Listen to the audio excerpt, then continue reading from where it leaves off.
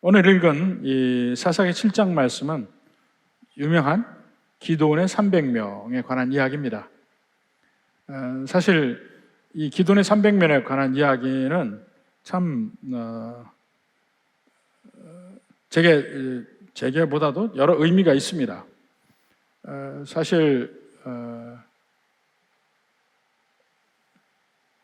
수없이 많은 교회에서 소위 기드온의 300용사를 모집을 하고 그 기드온의 300용사를 세워서 전도도 하고 어떤 특별한 일을 하게 하고 이러는 면에서 기드온의 300용사를 세우는 것도 많이 봤고, 그리고 심지어는 제가 이 구약 성경을 보는 관점, 어떻게 설교할 것인가 이런 면을 제가 학위를 마치고 돌아와서 새 신학교에서 특강을 했습니다. 새 신학교에서 특강을 한 결과 놀랍게도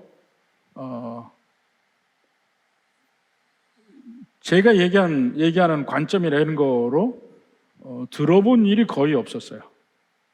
그게 참 신기하고 놀랍다는 생각. 주요한 한국의 신학교들이에요. 그리고 제가 얘기하는 그 논점에 대해서 심지어는 성경을 전공한 교수들까지 다른 말로 하는 데서 제가 상당히 충격을 받은 적이 있습니다만, 오늘 여기 기드온이 지금 이제 미디안과의 싸움 전에 준비를 할 때 지금 처음에 모인 게 몇 명입니까? 기드온이 자, 우리 미디안을 대적해서 싸우자 할 때 몇 명 모였습니까?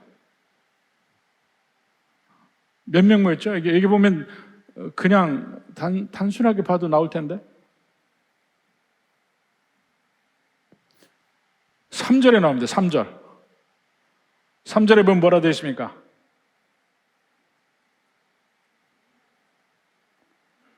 돌아간 백성이 22,000이요 남은 자가 10,000명이었더라. 그럼 합하면 얼마예요? 32,000명이 모였습니다. 미디안은 10만이야. 기드온과 싸우겠다, 함께 싸우겠다고 모인 이스라엘 백성들이 32,000이에요. 근데 하나님이 그 32,000명을 300명까지 줄입니다. 말도 안 되는 거죠. 말도 안 되는 거예요. 제일 먼저 32,000명 중에서 먼저 이야기하죠. 너희 중에 두려운 자는 돌아가라. 마음에 두려움이 있으면 돌아가라. 그래서 22,000명이 돌아갑니다. 그럼 나머지 10,000명은 뭡니까? 용맹한 사람이야. 두려워하지 않는 사람. 내가 죽겠다고 각오한 사람 10,000명이에요. 이 10,000명으로 싸워도 절대적으로 소수입니다. 그런데 하나님은 그들을 더 줄이라고 이야기해요. 그리고 줄이는 방법까지 이야기를 합니다. 그들을 물가로 데리고 가라. 4절에 보니까 뭐라 합니까? 여호와께서 기드온에게 이르시되 백성이 아직도 많으니 많다는 거야. 저쪽에 10만이면 적어도 여기 8만 9만 원 돼야 될 거 아니에요. 근데 10,000명밖에 없는데 아직도 많다는 거야. 그렇게 해서 4절에 그들을 인도하여 물가로 내려가라. 거기서 내가 너를 위하여 그들을 시험하리라. 그래서 가린다 말입니다. 누구와 함께 갈지, 누구를 데려가지 말지 이것을 정해줄 거라는 거예요. 그래서 5절에 보니까 기드온이 함께 할 사람들이 누구냐면 누구든지 개가 핥는 것 같이 혀로 물을 핥는 자들, 그들을 따로 세우라는 거예요. 그러니까 개가 물 어떻게 핥아 먹습니까? 혓바닥을 내서 이렇게 핥아 먹죠. 개들이 여러분 얼굴 쓰다듬을 때 혀로 이렇게 하잖아. 물도 이렇게 하잖아. 이렇게 해서 핥아 먹어요. 그냥 집어먹지 않고 마시지 못하잖아. 핥아서 먹어요. 핥아서 물에 닿으면 집어넣고 닿으면 짚고 이렇게 먹는 사람. 여러분 이런 사람 봤습니까? 물 먹을 때 이렇게 핥아 먹는 사람 진짜 이상한 사람이야. 있을 수가 없는 사람이에요. 그러니까 10,000명 중에 300명밖에 안 남는 거예요. 하나님은 이들 중에 가장 소수가 남을 수 있는 방법, 그러니까 우리가 보기에는 가장 이상하게 물 먹는 사람들만 따로 모아놓은 거예요. 그러니까 300명밖에 안 남았죠. 근데 저는 직접 제가 들었어요. 하나님은 용사를 택했다는 거예요. 어떤 용사냐? 이 물을 먹어도 이 사방을 경계해야 되기 때문에 눈을 뜨고 눈을 치켜서 사방을 보면서 혓바닥으로 핥아 먹으면서 이랬다는 거야. 말도 안 되는 소리 하지 말라고 그랬어요. 왜 말도 안 되는 소리냐면 지금 여기 물이 있는 곳이 전장에서 미디안 사람들하고 맞붙는 데서 한참 멀어요. 근데 후방인데 안심하고 있을 수 있는데 거기서까지 적이 올까봐 하는 사람은 두려워하는 사람이지. 거꾸로 생각하면 용감한 사람이 아니라 뭐 준비된 사람이라 이렇게 얘기하는데 그건 진짜 거지 같은 소리야. 말도 안 되는 소리를 자꾸 집어넣어요. 왜 집어넣냐면 이들을 공수부대로 만들고 싶어요.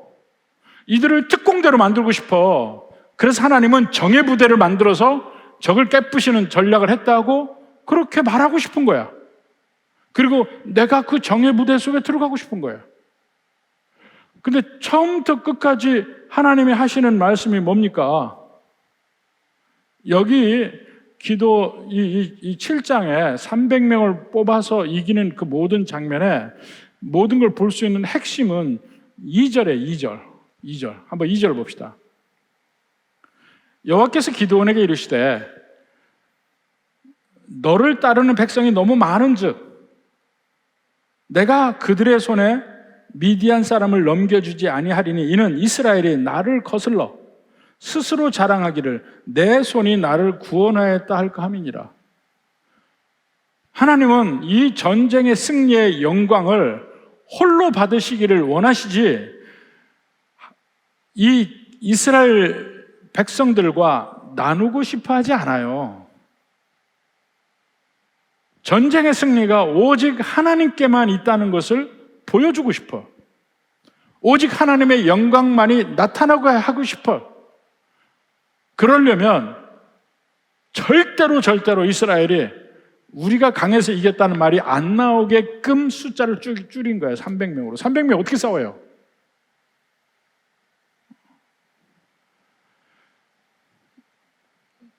이렇게 해서 300명을 만드는 과정에 있습니다. 그러니까 300명 하니까 또 다른 생각나는 300명이 있어요.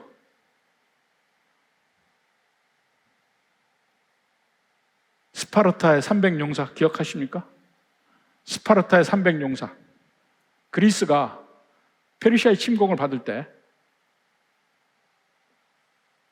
그리스는 도시국가였어요.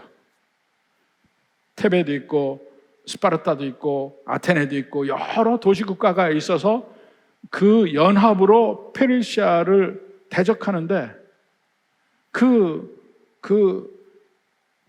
페르시아 쪽에서 그러니까 이 그리스 쪽으로 넘어와서 아테네를 침공하려면 이 중간에 아주 좁은 바닷가에 연한 좁은 골짜기를 지나가야 됩니다. 근데 거기를 누가 막을 것인가 할 때 스파르타의 왕인 레오니다스가 자기들의 300명을 데리고 거기를 막죠. 좁은 데기 때문에 여기는 아무리 숫자가 많아도 결국 좁은 회랑 속에서 싸우니까 이게 안 돼. 그 300명이 충분히 막다가 다른 이 부대가 이 첩자를 통해서 뒷길을 알아서 뒤로 와서 그 300명을 양쪽으로 포위해서 완전히 전멸시키고 들어왔던 그 전쟁이 있어요. 거기 300명은 용사란 말이에요. 용사, 대단한 용사. 마치 기드온의 300명을 그 용사로 생각을 하려고 해요. 우리 터키 그리스 갔던 분들은 그것도 갔습니다. 지나갔었어요. 거기 보면 이 크게 그 스파르타의 왕인 레오니다스의 동상이 거기 서 있어요. 그 격전지였던 데가, 거기는 정말 바닷가에서 이 높은 절벽이 있는 데까지 그 간격이 좁습니다. 그런 용사인 것으로 생각을 합니다. 정말 그들은 대단한 용사였어요. 근데 기드온의 300명은 그 스파르타 300명하고는 말도 안 되고 게임도 안 돼요. 애초에 이 사람들은 전사도 아니었어요. 옛날에 군대는 상시 군대가 아니었습니다. 농사 짓다가 나라에서 부르면 칼 들고 가서 싸우고 다시 평시면 다시 돌아가서 농사 짓고 뭐 그런 사람이에요. 이 상비군 제도는 극히 근대에 나왔던 시스템이에요. 근데 하나님은 처음부터 목표가 이스라엘 백성들을 아주 적은 수로 만들어서 이건 하나님이 아니면 안 된다, 이게 이 소리가 나오게끔 줄인 거란 말입니다. 근데 줄이려고 보니까 어떻게 하면 그 하나님의 마음을 이해하려고 보는 거예요. 어떻게 하면 이 숫자를 가장 최소화시킬 것인가. 물을 먹을 때 가장 이상하게 먹는 놈만 고르면 되는 거야. 그러니까 가장 준비된 전사를 고른다는 의미가 아니고 가장 숫자를 적게 하기 위한 방법을 택했다는 거예요. 그게 300명이 나온 것이죠. 그런데도 불구하고 이 사사기 실장이 올 때마다 300용사라고 이야기해. 수없이 많은 목사들이, 수없이 많은 성경을 공부하는 데에서 그렇게 얘기해요. 그래도 이들은 준비한 자다, 이렇게 준비된 자라고 얘기해요. 이것은 전혀 하나님의 뜻과는 반대로 이야기하는 거죠. 하나님은 오직 하나님만의 영광 받게끔 하려고 300명을 줄였더니 이 300명을 완전히 공수부대로 만드는 거야. UDT로 만드는 거야. 우리도 이렇게 준비돼서 300명에 끼자, 이딴 식으로 얘기하는 거예요. 그러면 하나님의 원래의 의도에는 완전히 반대되는 얘기 하잖아요. 그들도 영광을 받잖아. 내가 준비돼서 나는 뽑힌 사람들이다, 이렇게 생각하는 거 아니에요. 다른 사람들은 아니야. 나는 뽑힌 사람이야. 헛된 교만이 자리 잡게 돼요. 이게 바리새의 교만이야. 근데 우리에게는요, 우리가 죄인이라는 게 여러 가지 있지만 꼭 내 영광을 내가 구해요. 내가 다른 사람 앞에 교만해지고 싶고, 다른 사람 앞에 의시되고 싶고, 다른 사람 앞에 내가 잘났다는 걸 보이고 싶고, 다른 사람 앞에 내가 너보다 크다, 너보다 잘났다, 별걸 다 보이고 싶어해. 그게 우리의 본능의 본능, 죄인의 본능. 근데 성경을 보면서도 끊임없이 하나님의 영광을 가로채는 일을 성경을 해석하면서 나온다니까요. 근데 소위 인간의 강함은 하나님의 능력을 경험하는데 언제나 걸림돌이 됩니다. 하나님의 능력을 경험하는데 이 목회자들 봐도 그래요. 목사들이 참 여러 종류의 사람들이 있습니다. 여러 종류의 사람들이 있는데 그 사람들이 다른 목사들보다 더 강한 면들이 있어요. 있는데 그게 꼭 그게 쓰임 받는 건 아니에요. 그게 걸림돌이 되는 게 훨씬 더 많아. 제가 그전에도 잠깐 얘기를 했었지만, 제가 신학교에서 강의를 할 때, 교수를 할 때에 한 사람이, 이제 신학교 보면요, 정말 별의별 사람이 다 와요. 별별 백그라운드를 가진, 그 배경을 가진 사람들이 많이 오는데, 그 중에 하나는 보니까 이 공수부대 출신인데, 제가 이렇게 만져보잖아요. 온 몸이 강철이야, 강철. 이 부드러운 맛이 하나도 없어. 딱딱해. 온몸이 완전히 강철로 이렇게 철갑을 입은 것 같아요. 근데 이분이 그래도 상당히 겸손하게 이 신학을 공부하는데, 이 사람이 워낙에 이 겉으로 보기에도 싸움 잘하게 생겼어요. 그러니까 꼭 옆에서 딴 사람들이 시비를 걸어. 너 싸움 잘하냐? 한번 나 해볼까? 꼭 요런 사람들이 생기는 거야. 그래서 하루는 그 신학생들 기숙사에 있는데 한 사람이 계속 약 올린 거예요. 그 사람도 좀 자기 힘쓰는 데 좀 자신이 있었죠. 약 올리는데 이 사람이 참다서 너무 약 올리니까 이렇게 가부좌로 평상에 가부좌로 앉아 있다가 너무 화가 나니까 그 앉아 있던 자리에서 공중으로 붕 떠서 이단 옆차기로 찼어요. 근데 그 사람이 기절해 버렸어요. 그 일로 참 착하게 다녔거든요. 근데 그때 제가 학생처장이었어요. 그 일로 이제 불려온 거야. 제가 잘못했습니다, 죄송합니다 하는데, 야, 그래도 학교 기숙사에서 네가 한 친구를 때려 눕혔으니 그냥 넘어갈 일은 아니다. 그래서 결국 정학 먹었죠. 1년 늦게 졸업했어요. 제가 정학을 줬어. 근데 그 이후로도 계속 그분하고 교제도 하고 이렇게 많이 했는데, 누구보다도 그분은 그게 강하죠. 강하지만 안 나타내려고 하는데 그 강함이 자꾸 비춰지니까 자꾸 찝쩍거리는 거야. 또 한 사람은 정말 겉으로 보기에도 몸이 완전히 이래요. 이분은 전국 보디빌딩 챔피언이었어. 그래 계속 또 여기도 시비로 붙는 거야. 옆에서 이 사람 가만히 있는데, 그러니까 끊임없이 아주 괴로워 죽으려고 그래. 그래서 제가 그 전에 한마디 했습니다. 그분이 나중에 한 10여 년 뒤에 만나는데 그때 제게도 그 얘기를 해요. 교수님이 그때 제게 해주신 말 잊지 않습니다. 무슨 말이냐면, 내가 강하다고 생각하는 그 면이 목회를 하면 어느 순간에 반드시 그게 걸림돌이 될 것이다 그랬어요. 걸림돌이 될 것이다. 그러니까 학교를 그냥 못 다니는 거, 계속 찝쩍거리고 힘겨루기를 하자고 하니까 막 열불날 때도 많고, 아니 내가 이렇게 이 싸움 잘하는 이게 아니었으면 사람이 건드리지도 않았을 거 아니냐 이거예요. 그것 때문에 괴로움을 많이 당했어요. 그래서 내가 예언했습니다. 이제 목회해봐라. 성도 중에 하나가 분명히 목사 한번 붙어보자고 할 거다. 너 싸움 잘한다. 목사님 싸움 잘한다며 한번 나랑 붙어볼까? 한번 쳐봐. 이렇게 할 거다. 그래서 나중에 보니까 진짜 그렇게 했대.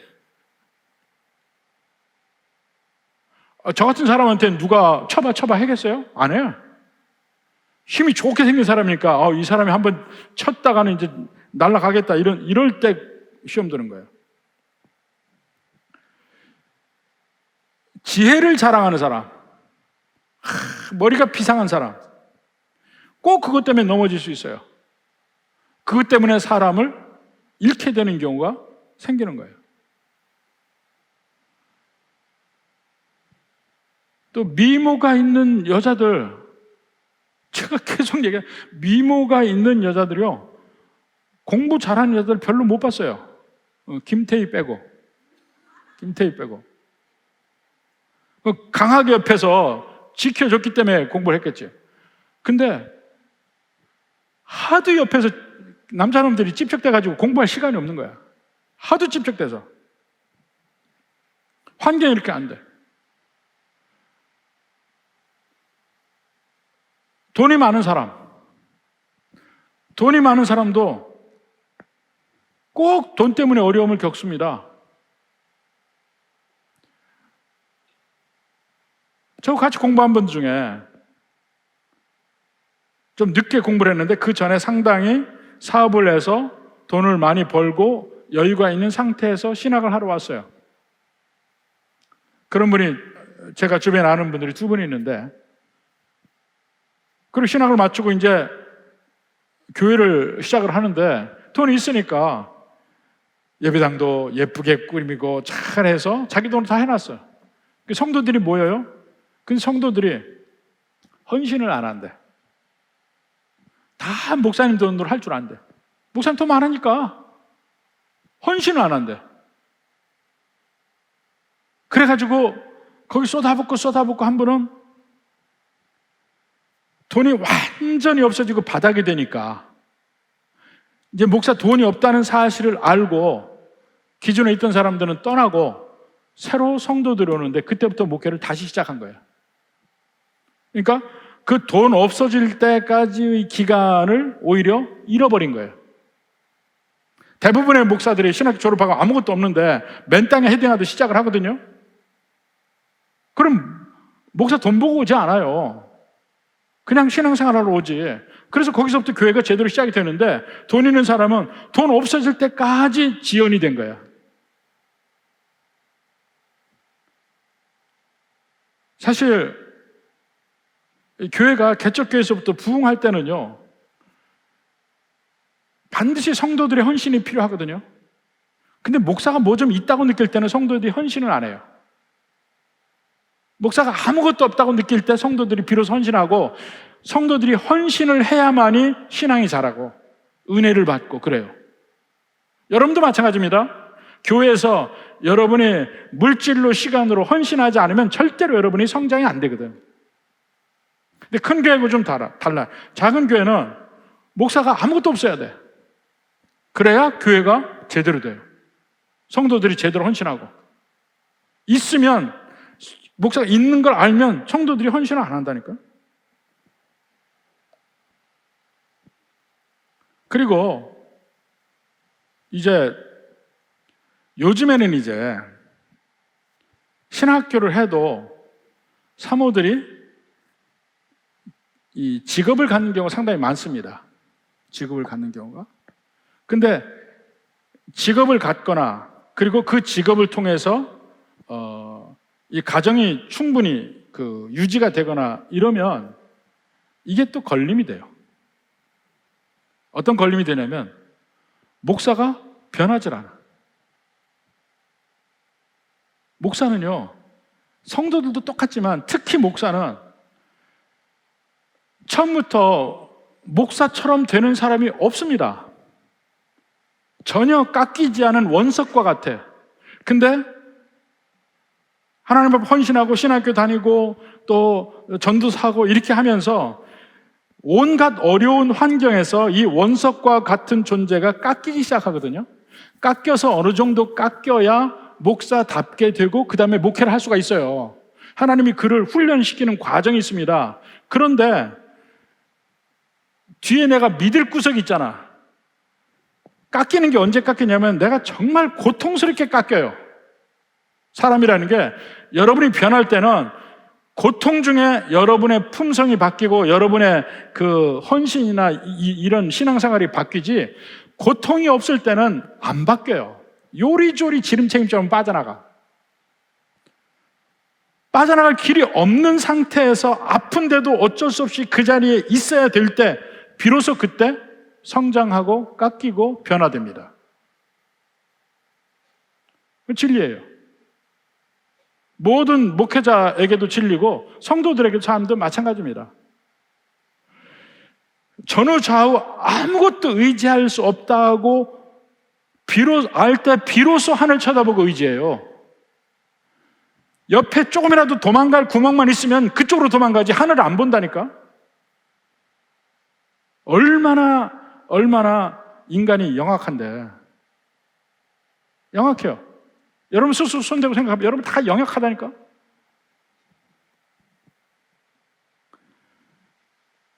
뭔가 믿을 구석이 있으면은 내가 열심히 해서 책임질 일이 없거든요. 그러니까 저는 그렇게 생각합니다. 많은 여자들이 요즘에 진짜 복되게 사는 법을 놓치고 있다고 생각을 해요. 무슨 얘기냐면 요즘에는 옛날하고 달라서 남편 보고 안 살아. 내 능력 있게 살고 싶어. 내 능력 있게 살잖아요? 그러면 남편이 어떤 줄 아세요? 책임감 있게 살지 않아. 뭐 내가 대충 살아도 와이프가 다 일하는데 뭘 어때? 그래서 책임감 있게 살지 않기 때문에 사회적으로 발전하거나 편하거나 이것이 잘 안 됩니다. 능력 있는 아내 옆에 남편은 잘 안 된다고요. 근데 내 능력껏 산다 이렇게 생각하겠지만 복된 삶은 아니에요. 남편에게 책임을 느끼게 하고 남편을 세우고 그럴 때 남편이 잘 되고 그 잘 되는 남편 옆에 나도 잘 되는 거야.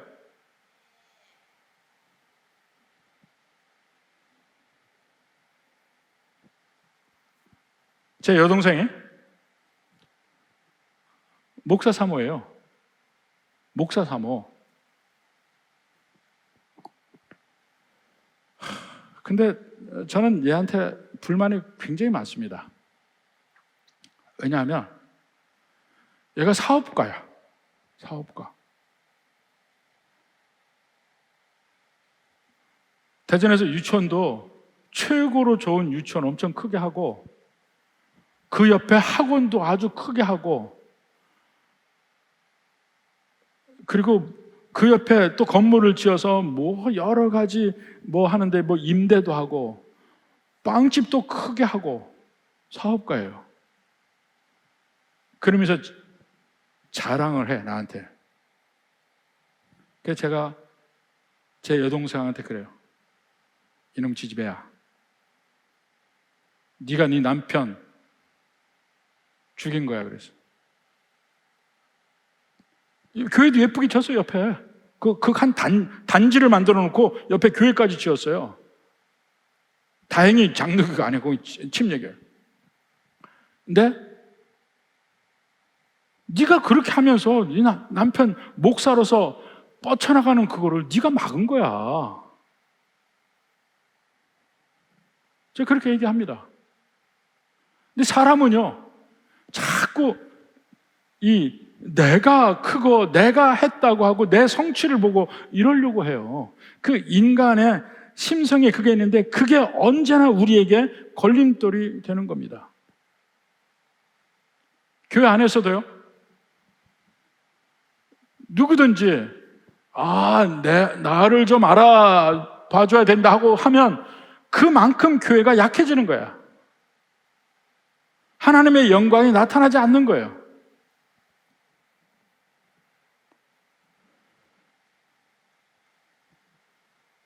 우리의 강함을 주장하지 않을 때, 강함을 드러내려고 하지 않을 때, 비로소 하나님의 영광이 나타날 여지가 생깁니다.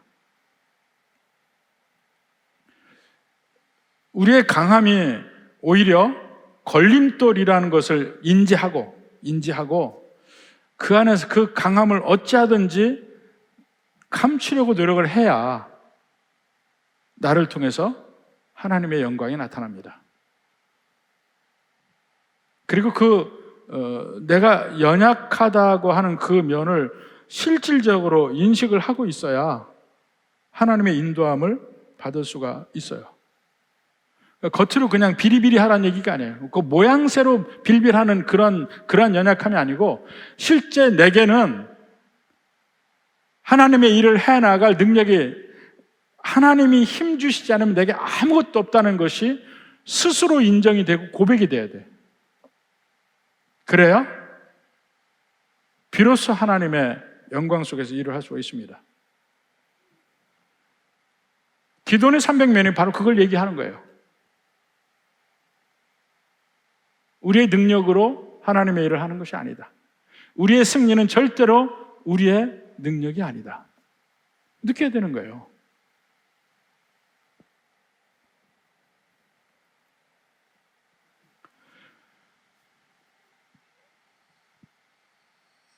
저는 대학 다닐 때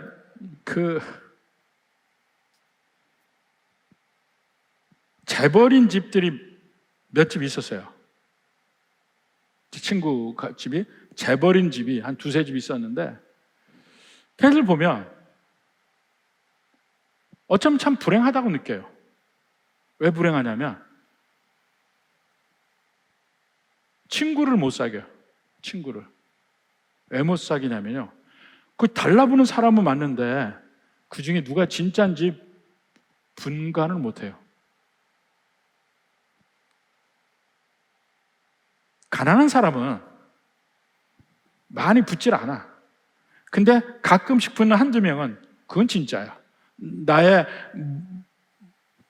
나한테 뭐 재산 보고 뭐 보고 모인 게 아니잖아. 그건 진짜예요. 결혼할 때도 힘들더라니까. 겉으로는 뭐 스펙 좋은 여자들 많이 있는데 그 중에 어떤 사람이 진짜 보석인지 구분이 안 가.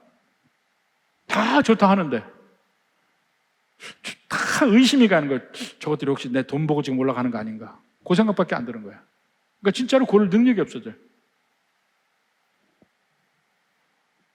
없을 때 친구, 없을 때 애인, 그게 진짜라고. 근데 뭔가 있으면 가려지기 시작해. 사람 관계도 가려지기 시작해요. 하나님은 우리에게 정말 복 주실 때는 아무것도 없게 하셔요. 아무것도 없게 하셔요. 그 중에 제일 첫 번째로 물질적으로 아무것도 없게 하셔요. 저도 신학을 공부하면서 이 목사가 되는 그 과정에서 정말 물질적으로 완전히 바닥친 적이 몇 번 있거든요.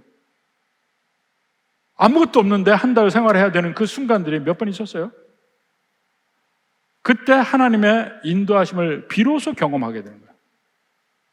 내가 믿을 구석이, 재정적으로 믿을 구석이 있다면 하나님의 손길이 안 보이죠.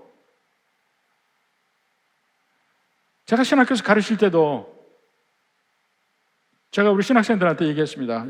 여러분들, 하나님이 진짜 여러분을 택하셨다면 반드시 신학교 졸업하고 목회하기 전에 여러분 재정적으로 엄청나게 어려움을 겪을 거다. 그리고 겪어야 한다 그랬어요. 그렇지 않으면 진짜 하나님을 믿고 의지하는 법을 못 배우니까 반드시 그게 필요하다 그랬어요. 물론 신학생들이 그 말 듣고 싫어하겠지만 그 길밖에 없어요. 진짜 하나님을 믿고 의지할 수 있는 길이 아무것도 없어 봐야 돼. 사실 여러분의 신앙도 성장할 때 보면요, 결정적인 순간에 빠져나갈 길이 없는 상태로 갇혀있는 순간을 느낄 때가 있어요. 뭐 하나 의지할 곳이 하나도 없는 그 순간이 온다니까. 그때 처음으로 진짜로 하나님께 무릎 꿇고 기도하게 돼요. 그리고 거기서 벗어날 때 하나님의 능력이라는 것을 고백하게 돼요. 오직 하나님의 능력으로 내가 여기서 벗어났다, 이걸 고백할 수 있게 된다니까요. 그게 없으면 진짜 참 신앙을 경험하지 못하는 거예요. 오직 경험은요, 모든 것이 막힌 순간이 거듭될 때 비로소 하나님을 경험하게 되는 것이지, 여러분이 잘 먹고 잘 살 때 하나님 경험하지 않습니다. 못해요.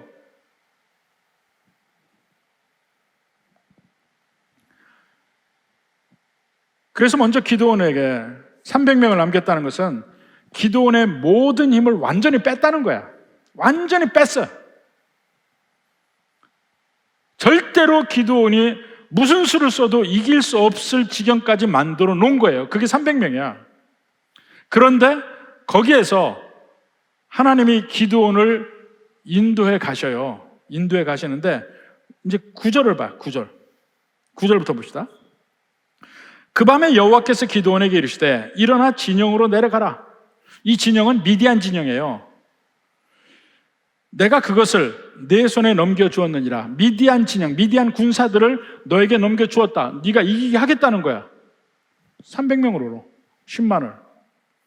만일 내가 내려가기를 두려워하거든 내 부하 부라와 함께 그 진영으로 내려가서 그들이 하는 말을 들으라. 이 봐요. 말이 이상하죠?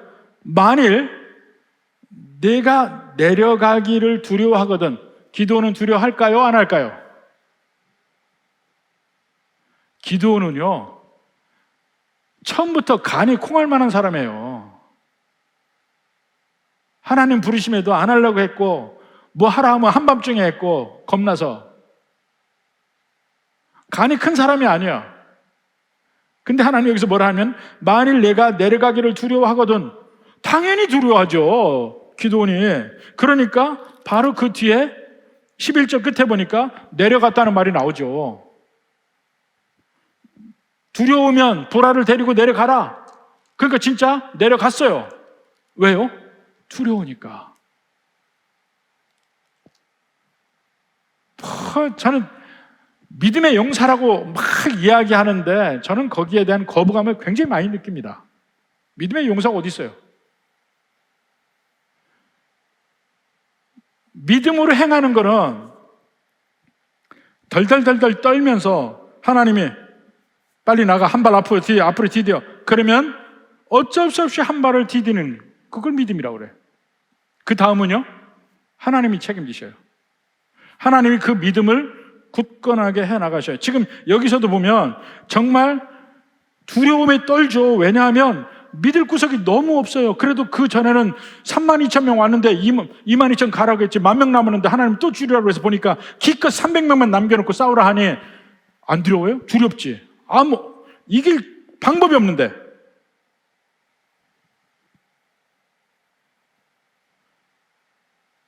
그러니까 기도원이 자연히 어떻게 합니까? 다른 방법이 없어요. 하나님을 믿고 의지하는 수밖에 없어. 나와서 싸운다고는 했지. 앞에 미디안은 있지. 병산 다 없어져 버렸지. 300명밖에 안 남았지. 믿을 구석이 뭐가 있습니까? 아무것도 없다니까. 그러니까 할 수 없이 하나님을 의지할 수밖에 없어요. 이제 이판사판이야. 그야말로 죽으면 죽는 거야. 근데 하나님은 그때도 그 기도원의 두려움을 없애기 위해서 한 방법을 한 겁니다. 만일 네가 두려워하면 보라를 데리고 내려가 봐라. 발음이 좀 이상한데 좀 그렇습니다. 보라를 데리고 내려가라. 예. 그래서 내려갔어요. 그런데 거기서 미디안 사람들이 서로 이야기하는 내용을 듣고 꾹꾹 얘기 듣잖아. 듣고 거기서 믿음이 생기죠. 하나님이 믿음을 주신 거야. 담대함을 주신 거야. 내가 이렇게 하고 있다는 걸 네가 알아야 된다.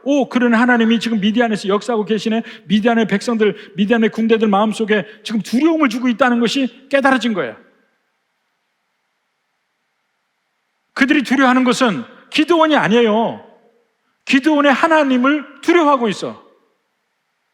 미디안 백성들이.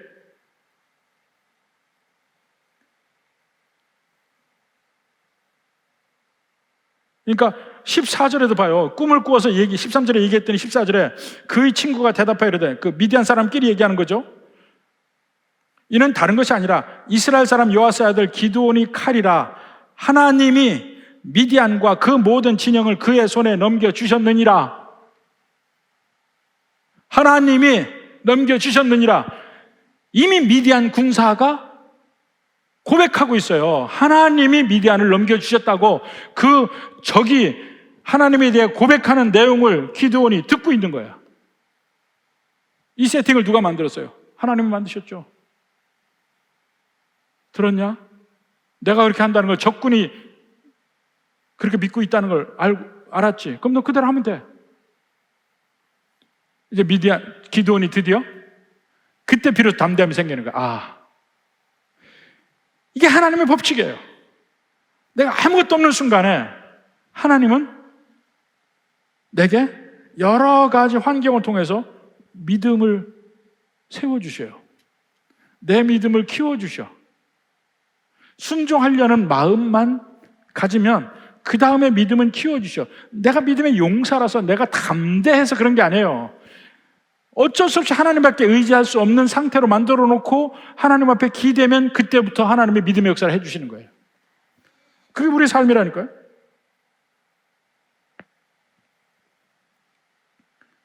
그러니까 하나님은요, 우리를 사용하시지만 심지어는 하나님을 믿지 않는 미디안 병사도 하나님이 사용하시잖아.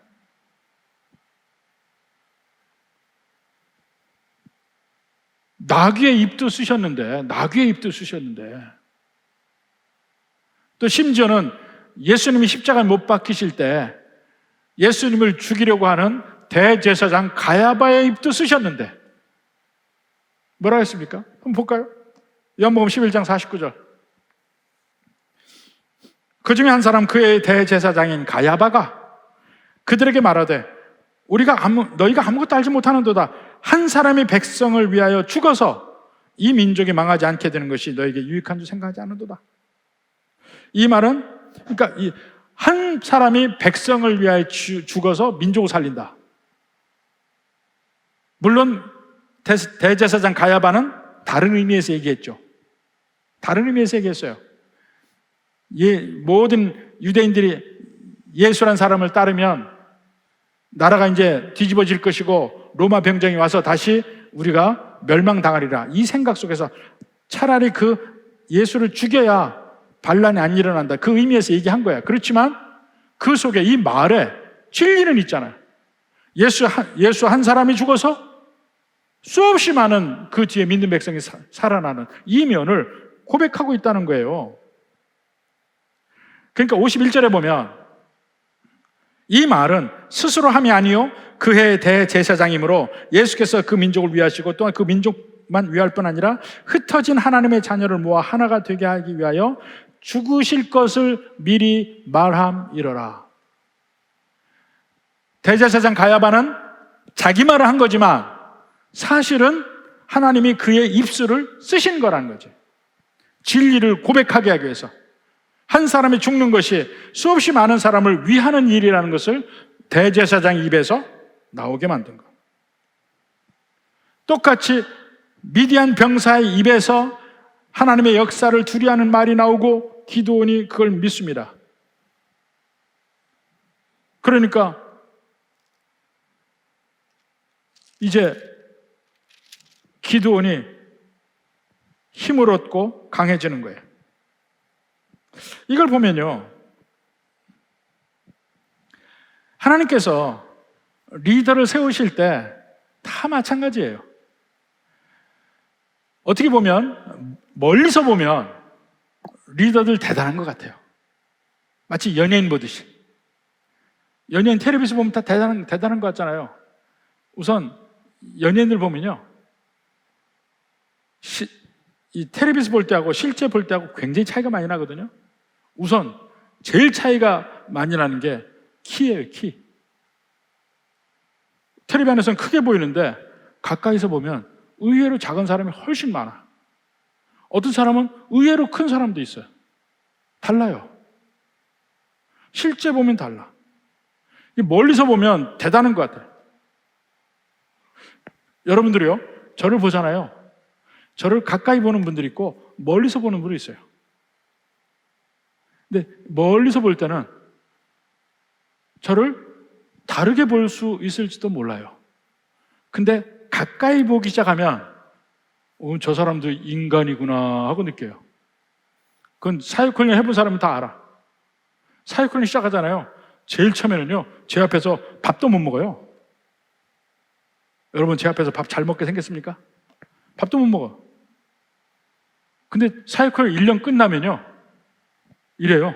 저보고 툭툭 쳐가면서 농담해. 익숙해진 것이죠. 저도 한 인간으로 또 연약함도 다 알아. 허접한 거, 허당인 거.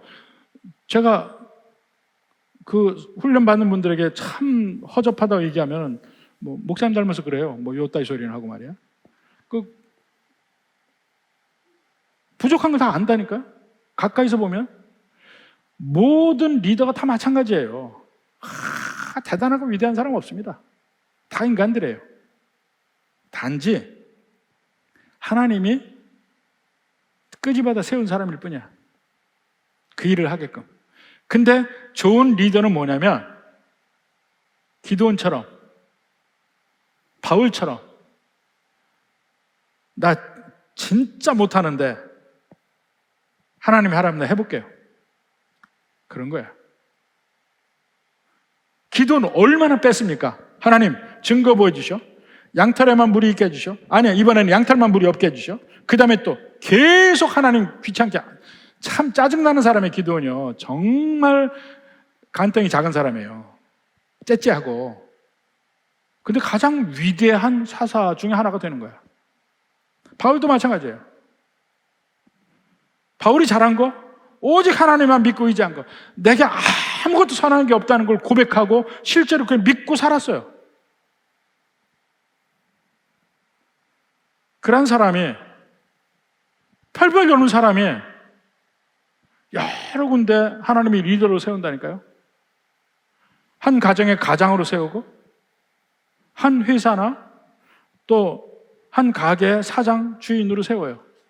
그 밑에 많은 사람들이 그 리더를 믿고 살아요. 참 불쌍하죠.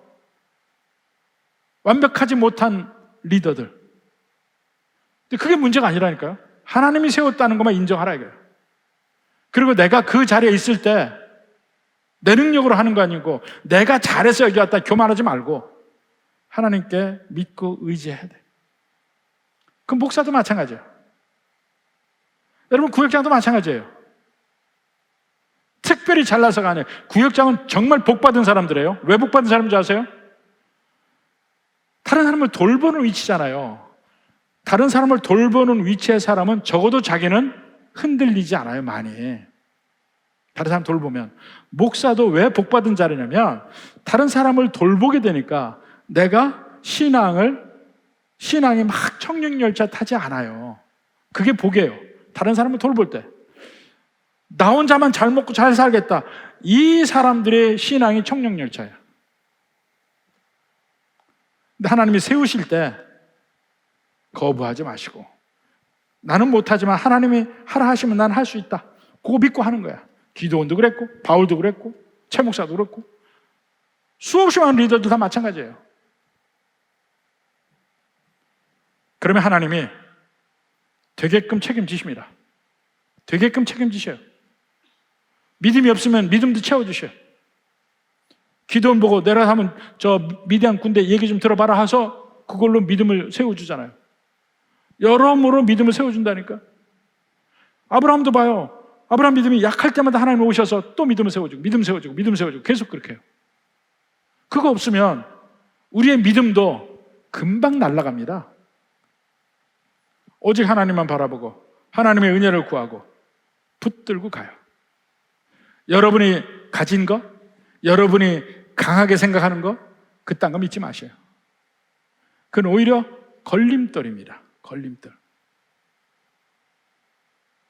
내게 강하다고 생각하는 것 그거 다 제쳐놓고 오직 주님만 붙들고 주님만 의지하고 주님께 구하고 주님의 능력으로 갈 수 있는 여러분의 모든 삶이 되기를 주님의 이름으로 축원합니다.